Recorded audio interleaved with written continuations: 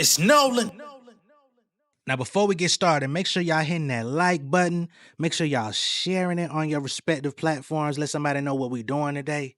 Now, let's get into the show.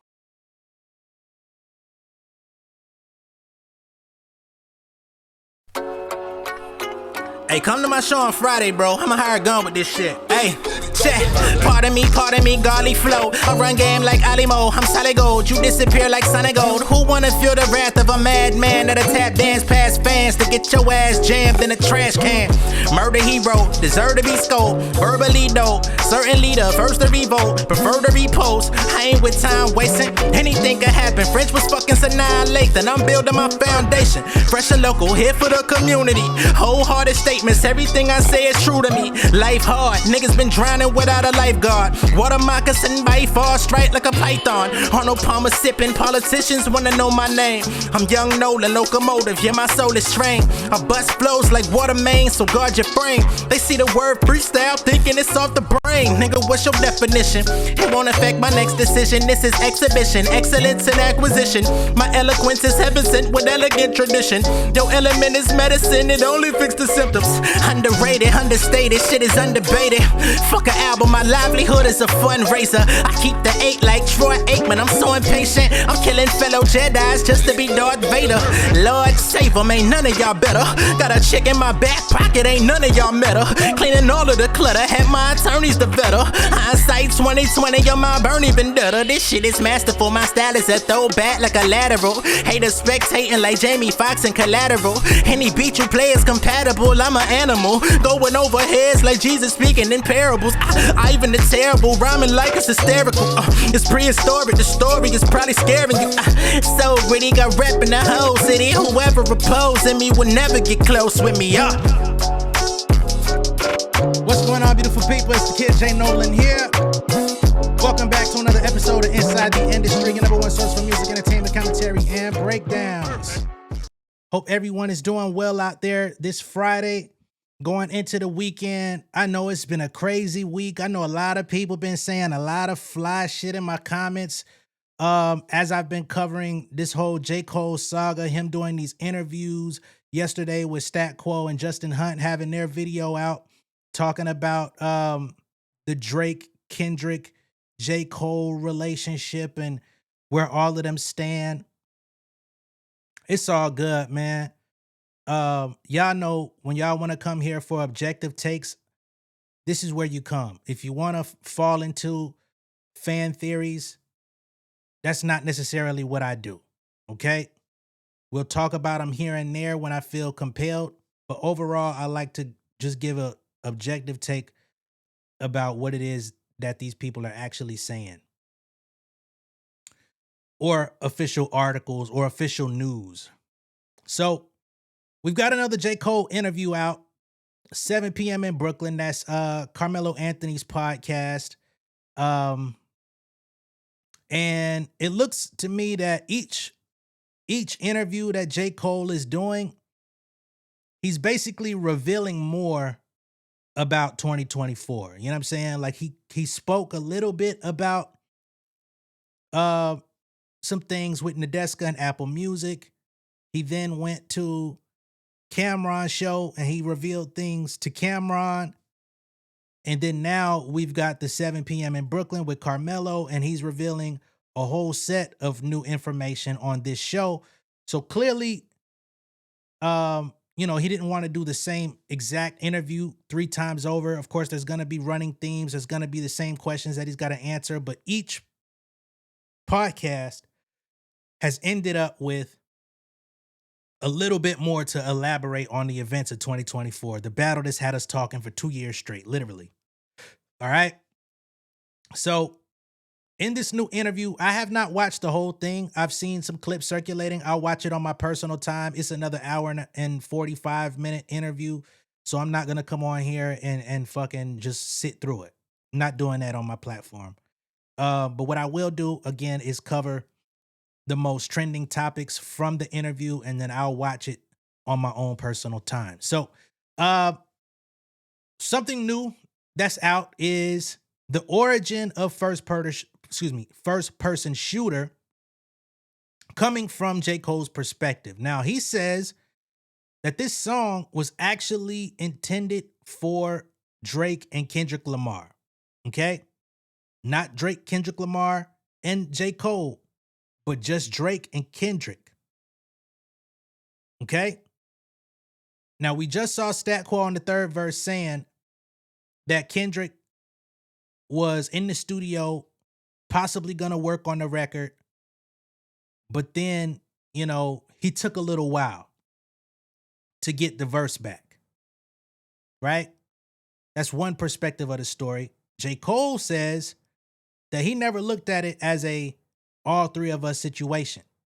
He says that Kendrick took a little while to get back to Drake or Drake's team or whoever it was that reached out to him. We still don't know who that exact person was that reached out. He was taking a little long to get the verse back. So Drake reached out to him to do the song. And he said he only had the beat. He didn't have Drake's raps. So he did his thing, and apparently the song developed from there. So it sounds like they weren't even in the studio, which is a new layer. I've seen clips circulating about J. Cole regarding Dreamville Fest, where Drake and Kendrick were supposed to hit the stage that night during J. Cole's headline performance. Because, at the end of the night, J. Cole every year closes out the show. I went in 2023. And, it was a good time. And he brought Drake out. He brought Wayne out. It was dope. So I'm like, okay, him bringing Drake out again in 2024, it's less novelty because we had that last year. You know what I'm saying? So to up the ante, it did make sense that he would bring out Drake and Kendrick, especially given all of the history and all of that, and the conversation of them possibly having done, or maybe doing the first-person shooter collaboration. It seemed like J. Cole's mind was like, yo, we could finally squash all the beefs once and for all on the stage. Again, trying to be Switzerland, again, trying to be that middle person. That ain't work out. Okay? He speaks on Schoolboy Q, the story of Schoolboy Q. He says that story is false. So whomever put that idea out there, it did make sense because Schoolboy Q performed at Dreamville Fest that year. So clearly there was some TDE presence out there, but he says that conversation didn't happen. Okay? Now, we know, or we felt like that conversation didn't happen because he initially told us in another interview that the only person he talked to was his wife. So clearly that wasn't going on, but he addressed it on his head in this new one. All right. So we're going to get to all of that in this video. Okay. Let's start with the first person shooter origin. How true it is, but like it's not true. It's a straight lies. Like, I wish we could do a whole season of 7 p.m. in Brooklyn and just go debunk every J. Cole every lie that was every lie. I'm so glad you said that. That was the rumor that Drake was supposed to be at Dreamville Fest. That actually is true. He was supposed to be at Dreamville Fest. Like, that was planned. He was coming. He didn't come. Okay. Thank God he didn't come. No disrespect to Drake. I love Drake. But like, had he come, I would have felt more pressure to be on stage representing that energy. Yeah. Way before Kendrick's song dropped, he was supposed to come. Now, remember when people said they saw Drake? He was backstage. Bullshit. He didn't come. He said, thank God he didn't come because I would have felt even more pressure. Again, I'm not here to defend J. Cole in nothing. I'm just saying the narratives that people have put out, and these are people in the industry. Wasn't that what's homegirl named Mandy, who used to be on the Joe Budden Network, who's affiliated with Roy and Marl and all them people? She put that out there, and people like Wayno and other folks that are in the industry that are connected to artists have perpetuated this idea that Drake was actually at Dreamville Fest when J. Cole apologized. And that is being actively debunked in our faces.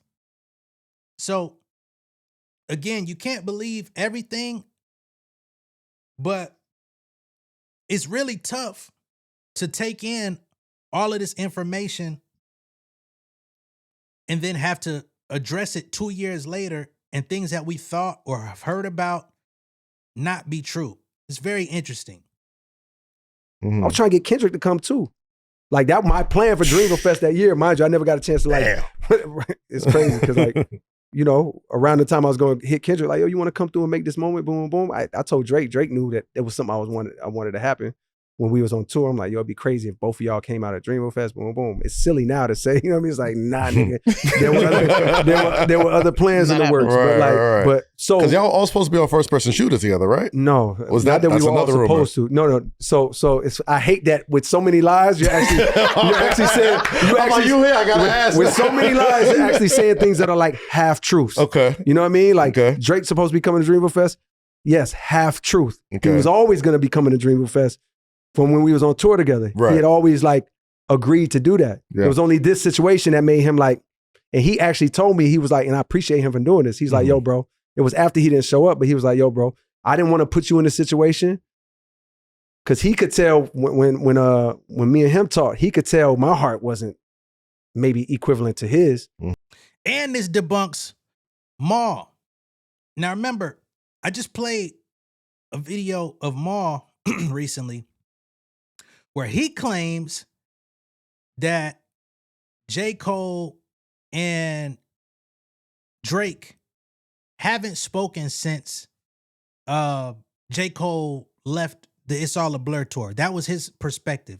And he's supposed to be locked in with Drake.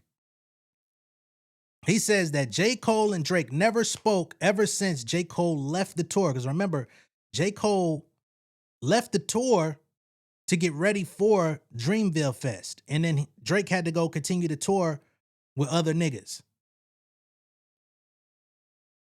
And he's saying that they clearly had a conversation before and after. Because of course, that's what makes sense if you're doing a festival performance. You mean to tell me that these niggas not talking, not in communication about the run of show or what's supposed to happen? And then he says he had a conversation after because Drake didn't even show up. And Drake says, I didn't want to put you in an uncomfortable position because of the conversations that we had. So a lot of the narratives that are being put out here that people have leveraged attention on their platforms for are turning out to be either halfway true or just outright lies based on pieces that may be true. This shit is interesting to me. And you may say, yo, J Nolan, you're taking J. Cole's word at face value. You're being naive. If that's what it is, I would rather take J. Cole's word on the situation over fucking Mandy. No disrespect to Wayno, or Wayno. Or fucking Maul. Because these people are not even first, second, third hand accounts. They're podcasters who may have been in proximity, but are not part of none of these people's teams. They're not on staff. They're not in the intimate conversations that are happening for real, for real. They're just associated. So yeah, I'm going to take J. Cole's word over them. How you feel about it, how you receive information, that's your thing. I can't tell you how your brain works. You know what I'm saying? But I just find it to be interesting because now with J. Cole saying that these things are lies, it now puts the onus on those people to tell their perspective again. Because it's like, J. Cole said you lied. So if it's not a lie, then go in detail about what it is that you alluded to from your perspective to correct wherever the missing information is. How many of them are going to come out and do that? And that's why I want Kendrick to speak for himself as well. So he was like, yo, I didn't want to come down there and put you in a situation on that stage and say some shit that you would have to stand behind. You know what I mean? Ultimately, that's why he told me he didn't show up. So, and I'm like, thank you. Thank God that you didn't, because it left the space for me to receive what I was supposed to do. You know what I mean? But and I'm gonna be honest. If J. Cole and Drake had the conversation of Drake not showing up and being understanding and not trying to put J. Cole in a compromising position to feel some type of way, then why did J. Cole have to catch strays on fucking push-ups and Family Matters? You know what I'm saying? Why are we getting reports that J. Cole could possibly get dissed on Iceman? You know what I'm saying? From people like the DJ that don't spin or whatever. You know what I'm saying? I just feel like there's a lot of unfilled gaps. And I would really like just these three men at some point, and Drake included, to come out and talk about this shit. Maybe one day we get a fucking documentary, from an outside HBO or somebody that just goes in studio and talks to all three of these niggas. Cole is putting it on the table. He putting it on the floor. And I would love to hear Drake and Kendrick one day share their perspective. And if J. Cole is lying, they outright call him a fucking liar too. You know what I'm saying? To where we can finally get clarity without all of the extra speculation. that's one thing you said that was like a half truth. You just said another half truth, which was, what was the other half? This was all being on first person shooter together. Oh, so I'm not gonna say we were all supposed to be. How it came to me was, before that beat ever made it to me, I think Kendrick wanted that. I mean, I think Drake wanted that to be a him and Dot song. Okay. Like I think that's what it was. And I think my interpretation is like, maybe when it wasn't moving fast enough or he wasn't getting the response he wanted, maybe he was like, let me hit Cole. Cause I think Boy Wonder was pushing like, bro, you need to hit Cole, boom, boom. Mind you. So I never looked at that song like it was gonna be all of us. I thought it was me and Drake, and I just had the beat. Okay. There was nothing on it. And even within that, that's another theory, right? Because the running theory surrounding first person shooter is that J. Cole was the middle person that was trying to make that a thing, right? That's been the theory for 2 years, is that J. Cole was in the middle sending the olive branch to Kendrick to get him to get on the song with Drake. J. Cole says, it was never my interpretation that we were all going to be on this song together. Drake sent me the track after he didn't get the necessary response that he wanted from Kendrick. So the layers, you may not like the layers, you may not like the messenger, but a lot of things that have been perpetuated over the last 2 years, J. Cole is at odds with those narratives. And I felt mad pressure because I wanted to come through for him. You know what I mean? I felt like he showed up at Dreamville Fest the year before that. You know what I mean? I wanted to come through for him. I had to write that verse several times. You know what I mean? So that's a half truth kind of. But there's no part of us making that song where it's like, yo, Kendrick was supposed to be on here. Nah, I just got a beat for Drake. I want to come through for him on his album. The clock was running, you know what I mean? And winding down. Boom, and I came through. But you said something in the beginning. Damn, I want to remember. There was somebody, I think no, you said something about me saying you said something about getting a heads up. No, Schoolboy Q, that's a complete lie. Okay. Ask Schoolboy Q. That's just like internet, like, yo, that's a straight lie. And there's many of those. Many half-truths and many way more straight lies. Like the Schoolboy Q shit is a straight lie. Like, of course, shout out to Schoolboy Q. He not going to come out and just say it on his own. But it's like when you get a chance, ask him. It's a straight up lie. But you said something in the beginning, how like on songs, like how I say I'm the best on songs. It's like, ask me in real life, do I think I'm the best rapper alive? Do you think you're the best rapper alive? Bro, it's a nigga named Black Thought that exists. It's a nigga named Lupe Fiasco that exists. It's niggas that on any given day, even my peers, a Drake or a Kendrick, where it's like, yo, I know on any given day I could show up to the studio and give these niggas 80. But I know they could show up on any day in the studio and give me 80. And I might only have 30. Like, so if I'm taking on a rap persona, like when I'm rapping, of course, that's what I like to, that's how I like to rap. And guess what? Sometimes I hit the mark and I say shit and I spit a verse that really might have you believe in that shit. But if you ask me in real life, do I walk around like I'm the best rapper alive? No, nigga. Like I'm the best ever. No, but when I put on that motherfucking cape, like that's how I try to attack shit. And have there been things and moments and verses where I'm writing this shit and I'm like, I know niggas not fucking with this. Absolutely. But in reality, do I walk around this earth like there's no nigga better than me in real life? Like I can't get in the studio with Black Thought and he just give me 90. You know what I mean? And I'm sitting there like, I got 25 for you. You know what I mean? Or any one of these amazing rappers. But I think people hear me say it because they don't know me for real. Right. They hear me say it in a verse so much when I have on the cape. It sounds convincing like a motherfucker. It sounds convincing because I'm really doing that shit that's going to have a nigga like, man, nigga. No, you think when you hear it, nigga. You just scared that people actually believe that. Yeah. But the truth is, nigga, have I done things that are on that caliber? Absolutely. Like, are there people that'll get in there and smack me?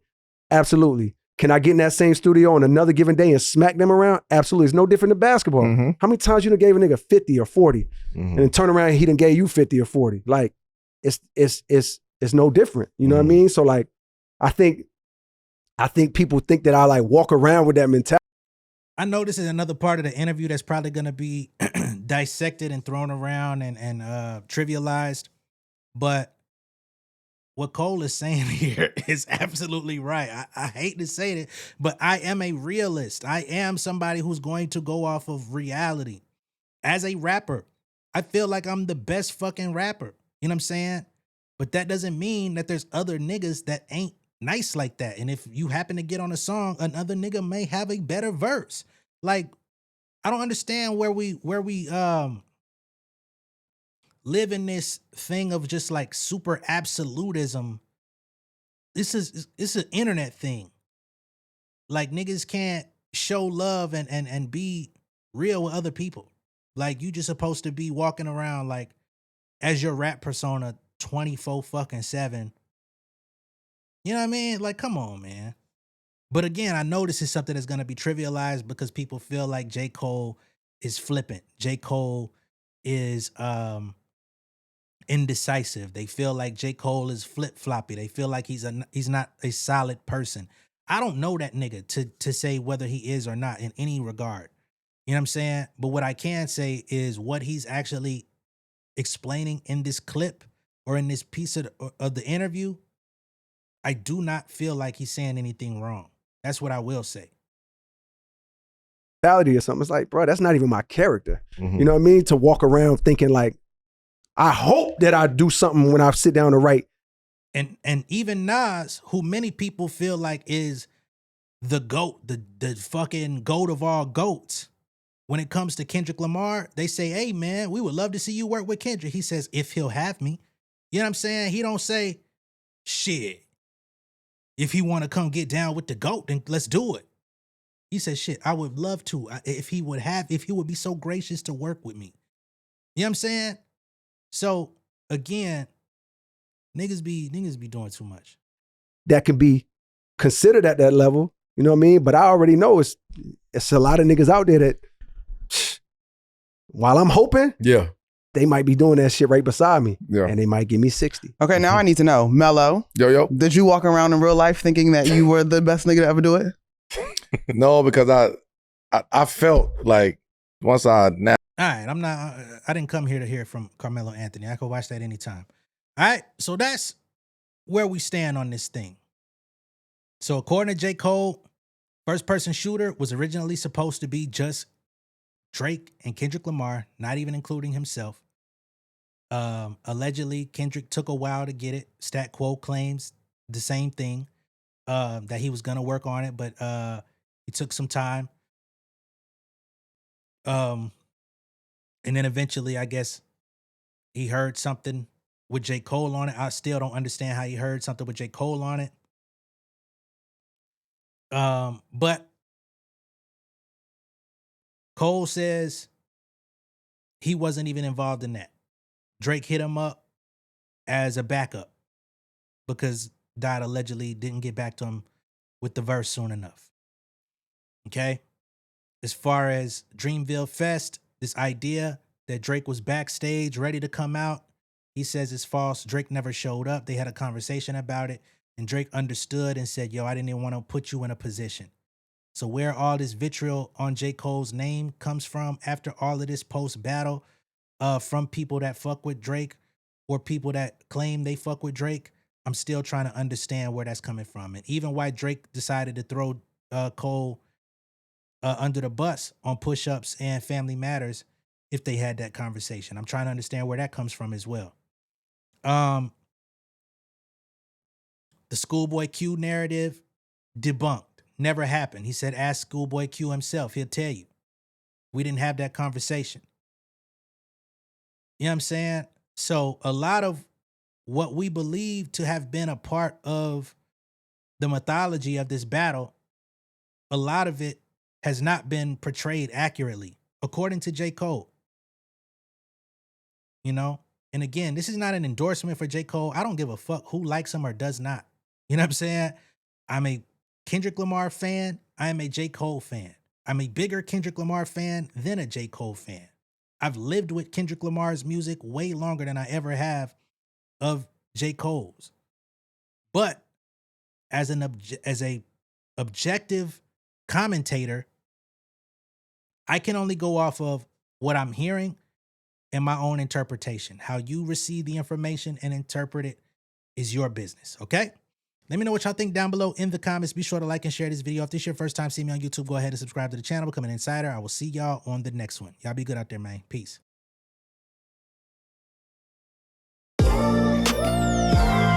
Yeah, family over fame in this bitch, yeah. The glory of living righteous is setting in. My street knowledge and education's a perfect blend. Young mogul, independent, I've been setting trends. The first one from my family to be faithfully wed.